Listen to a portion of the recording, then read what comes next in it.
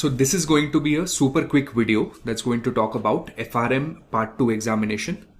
My discussion today is going to be broken down into 5 parts.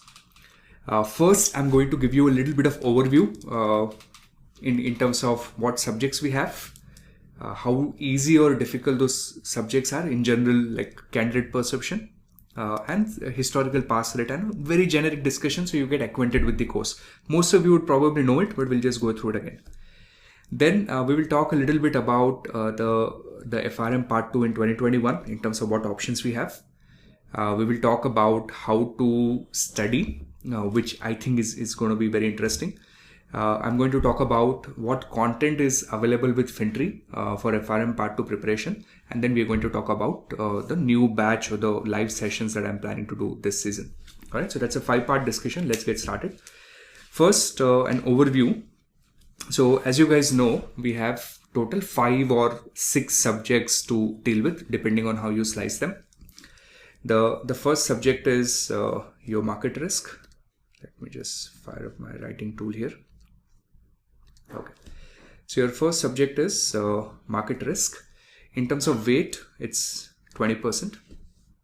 Then you have credit risk, another 20%.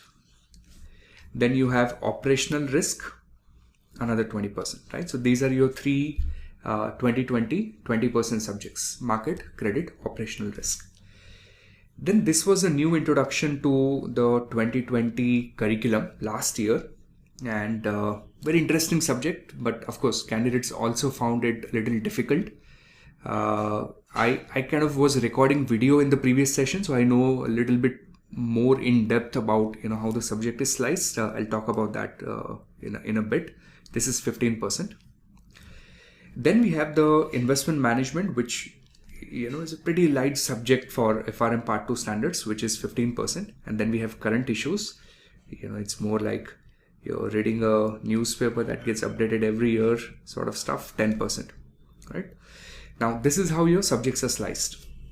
So what I did in preparation of this video is I called up a few candidates of Fintri in the past. I also posted this question on a few WhatsApp groups, and I just wanted to get some sort of a rating from candidates in terms of which subjects they find easy versus which subjects they find a little more difficult. So on an average, a consensus rating that I got, market risk, a lot of people said this is relatively difficult. It's difficult. In fact, some of the candidates commented difficult subject to learn, but the questions on the exam were manageable in case of market risk. Credit risk, it was a 50-50 split. Some people said moderate, some people said difficult, so we'll probably kind of rate it difficult. Operational risk, medium, because there's a lot of, or moderate, lot of theory, so easy to read through. But on the exam, the questions were tricky, and now you guys are FRM Part 2, so you know that the theory is kind of the trickiest part to deal with on the exam, right? So, but on an average, from a preparation perspective, moderate. Liquidity, the new subject. Even when I started teaching it last season, I underestimated the level of depth that is there in the FRM Part 2. So this is a difficult subject. We will have to take it seriously and prepare it and give it the due respect. Investment is easy. I would say this is probably the easiest thing to deal with in FRM Part 2. And then current issues is, light reading, but questions are application based. So again, that's another challenge. So this is roughly the landscape in terms of what subjects we have. Of course, I'll go a little more in depth and also talk about preparation strategies very soon. Now, how the exams is going to be. So again, a 4-hour paper, 80 questions. If you're considering writing it in May 2021, it's going to be a paper-based exam, right? But if you're writing it in December, then it's going to be a CBT format, more details of which would be released very soon. Now, I also found this interesting infographic on the GARP website where they've given historical pass rates. And these are pretty good. If you look at an average passing rate, I would say about 52, 53, then about 54, 54 and a half, somewhere in 59, 60 range, and then same about 60-ish. So on an average, we're looking at about 55 to 60% of the passing rate, which I would say is pretty good. Yeah, because if 100 candidates are taking the exam, I would say about 80 candidates are serious candidates and 20 candidates are, I prepared 3 subjects, maybe I'll just go and write the exam, maybe 2 I'll do next time, those type of people. So out of 80, if, 55 to 60 people are passing, I would say that's a really good passing rate. So all those people who put in reasonable efforts and don't do blunders, like don't do mistakes.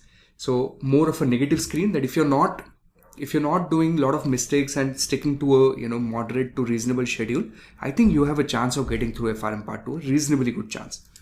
Alright, so of course I'll talk about preparation strategy very soon. But overall, this is a good news. These are good passing rates. Now this year, what dates we have? So May 2021.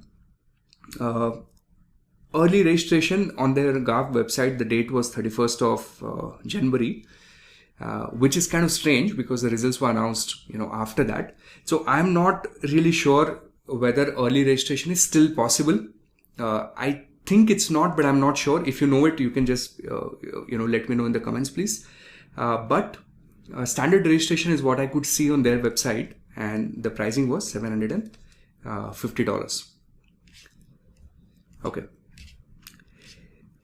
Now we come to we kind of answer address the elephant in the room, which is how do you study for the exams. So I'm going to talk about which books to use, what question banks are available, what I think is a very good sequence, then how much time.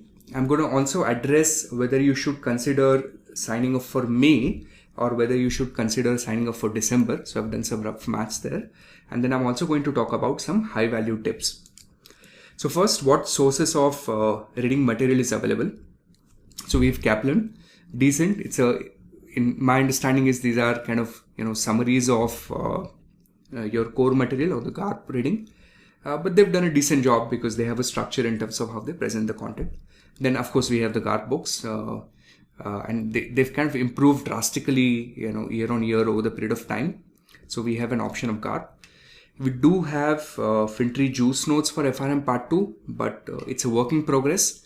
They're not complete. I would say we have about 30 to 40% coverage right now in terms of the Juice Notes. But whatever we have in terms of quality, they're really good. Like I'm confident in terms of how we've been able to build them. Then, you have access to the video lectures. Like we do have a video program, pre-recorded videos of Fintri. I'll talk about that in a bit. I'll also show you what's there and what's not. And this season, I would also be doing live online sessions on Zoom. So it will not be a in-person classroom program, but it's going to be more live online. So I'll also talk about that very soon. So these are your sources from a learning perspective. In terms of what to practice, what are the good question banks? So I spoke to a lot of candidates, and on an average, most of the candidates appreciate the question bank built by this another prep provider called Bionic Turtle. I think they've done a good job in terms of how they've written their questions. So this is definitely worth considering if you're hunting for question banks. Kaplan has a decent one. The feedback that I heard from candidates was that the level of difficulty of Kaplan is probably not at par with how the actual exams are going to be, but any practice is good practice. Fintri doesn't have its own question bank at this moment. However, what we've done is we've been able to prepare a set of mocks. So we have in total about 7 mock examinations. We haven't updated them for 2021, especially the current issues, but we would be doing that in due time. And these are also high quality questions. But of course, because these are mocks, they would not be your preparation strategy, but that's something you would use in the final legs of your preparation. So this is about question banks. In terms of sequence, okay, which subject should I do first and which subject should I do second? So in what subjects should you start, approaching or attacking first? I think the first subject to be tackled with is investment management. Now, my thinking is very simple here. FRM Part 1 was a more, number-oriented course. FRM Part 2 curriculum has a, dramatic shift in terms of how the content is structured. So someone who's studied FRM Part 1 and directly goes to, let's say, something like operational risk, it would look like you're studying for a completely different program. So investment management still is one of those subjects in FRM Part 2 where the shift is very gradual and linear. So I think this is a really good subject to get started with in FRM Part 2. It's relatively easy. We have good videos on this in case if you decide to look up FinTree videos. So you'd be able to enjoy and appreciate the content and slowly build your momentum. After investment management, the sequence is something that you can choose for yourself. I would suggest do current issues at the end, because the current issues and you want to kind of remember the factoids there. So it makes sense to do the theory part towards the end. The sequence in between is up to you, like in terms of you figure out what works better for you. My suggestion, based on the content availability of FinTree this season, is to start with liquidity first. Because we have 100% coverage on the liquidity readings and those videos have come out very nice. I recorded them last season. So we've got good feedback on them. So you can do liquidity. You have access to good content there. And then you can start doing, market, credit and operational. Okay. So but you have a little bit of flexibility in terms of how you want to tackle these subjects. All right. So that's about sequence. Now the big question. And I've received this a lot in the last couple of days, WhatsApp messages and lot of questions here. Should I go for May or should I go for December? Okay, this is for those candidates who've passed FRM Part 1, not the FRM Part 2 retake candidates. For them, of course, May make sense for most of them. But if you have passed FRM Part 1 now, then the question is, do we have sufficient time to sign up to prepare for the May exams? Okay, so I did some back of the envelope calculations in terms of what time. So let's just look at this stuff. On an average, the time that one would want to spend on FRM Part 1 is in the ballpark. FRM Part 2 is in the ballpark range of 300 to 400 hours. Right, that's what I've seen successful candidates invest. Now, let's say if you are targeting May 15th and today we are on February 18th. So how do you slice your time? You'd have to do about 150 hours a month, which is crazy, right? And 150 hours a month, you're looking at about 5 to 6 hours a day, more or less consistently from now till the exams. So if you're someone who's a full-time student or someone, who doesn't have a job right now, or you have that kind of time availability with you, and you're going to start your studies maybe tomorrow or next week, May is feasible only if this is something that you feel you can achieve, right? Which is going to be tough. And it's going to be very tough if you have a full-time job and maybe a family to take care of, and then doing 5 to 6 hours it's just impossible. So my personal opinion, like in terms of my understanding of the FRM Part 2 syllabus, if you're someone who's working full-time and you have other commitments and you have few hours on weekday, like a few minutes maybe on weekdays, and you have time on weekends, May is going to be very, very tight. All right. So you want to rethink and decide if you really want to go for May. You might still pass the exam, but the question is, will you enjoy the syllabus, right? Will you really learn out of it? Because FRM Part 2 syllabus from a industry perspective is very important. When you go for interviews, credit risk, market risk, these are the questions they will ask you, and this is the work that you would be doing there. So, the question really is, even if I pass the exam, will I really learn, right, in such a short period of time? If you're going for December, we have, good time available. You can do a consistent 1.5 to 2 hours a day. Start now. Don't wait, don't waste a couple of months. Just start doing gradually and linearly. You'd get to enjoy the syllabus as well, right? So that's my 2 cents. So to summarize, if you're a full-time student, which I mean you don't have a job right now, or you have 5-6 hours a day to invest in studies, May is doable. But otherwise, for most of the candidates, my suggestion is going to be December. All right, now some high-level tips, and then I'll take you to the FinTree plan. So number 1, it's a massive curriculum. Okay, even though the size of the books is not large, there are a lot of small tidbits that you want to remember and memorize. There are too many formulas.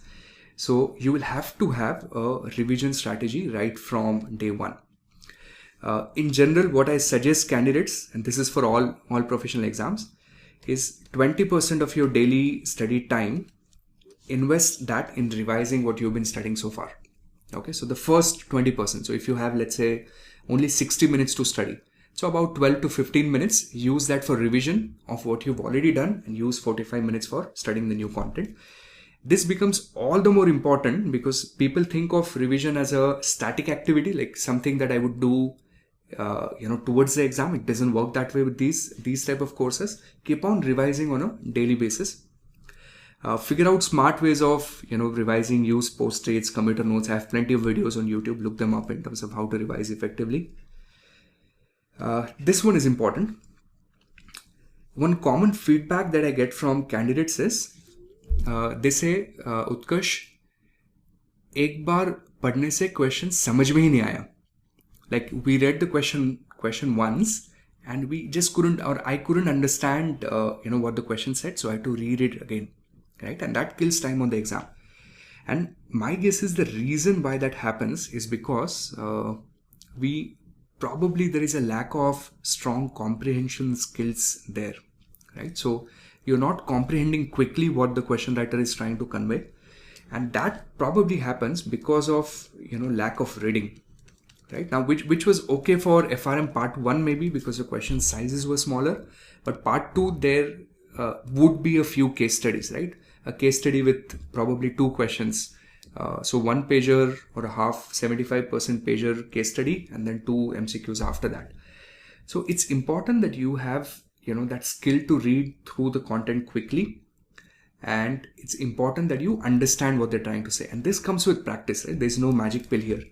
And therefore, when you're trying to select your study material, especially between Garp and Kaplan, so that's something that you would want to factor in when you're taking that decision, because Garp will definitely help you on your comprehension skills, but it will take a lot of time to get through.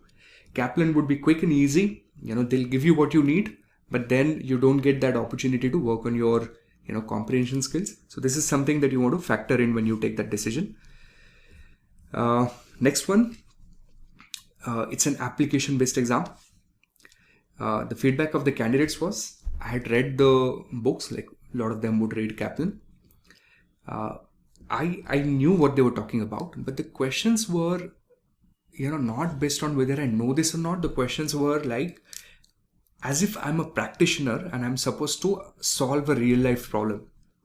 So which means what you need is a really deep conceptual clarity, and this will come if you have spent some time to think through the topic, or you've discussed that with someone, or we try to do that in live classes, or you have a friend with whom you generally discuss topics, or you've used internets and forums and you've spoken about that topic on different dimensions.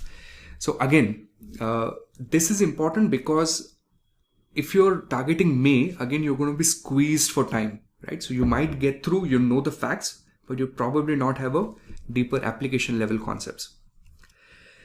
All right, so I've been speaking a little longer than what I wanted to, but this stuff was important. So this is your how to study FRM part 2.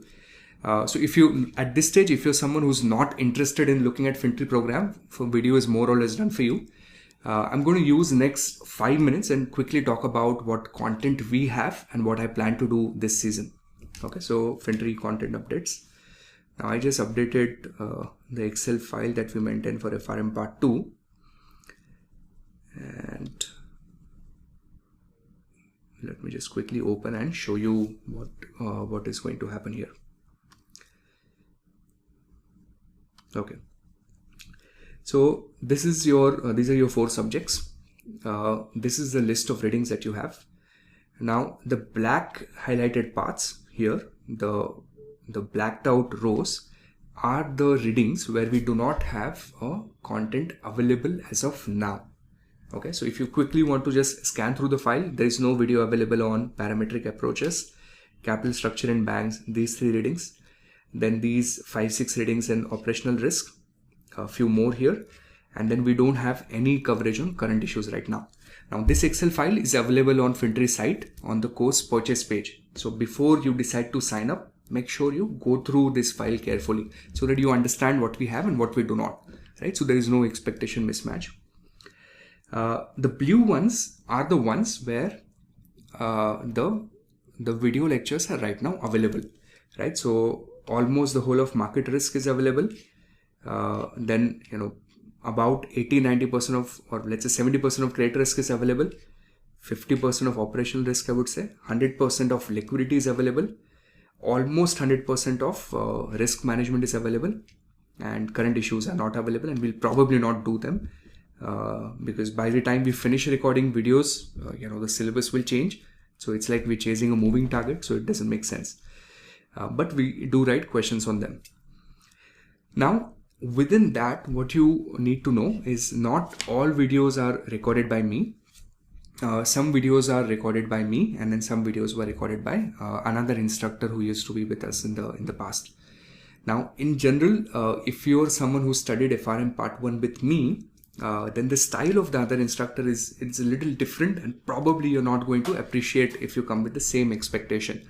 So that's something that you want to factor in, right? Before you decide to make your purchase decision, you should be aware that not all the videos are recorded by me. So we've also put in the name of instructor in this column. So you can see who's recorded what videos. For example, liquidity risk is all mine, but market risk is at this moment 50-50.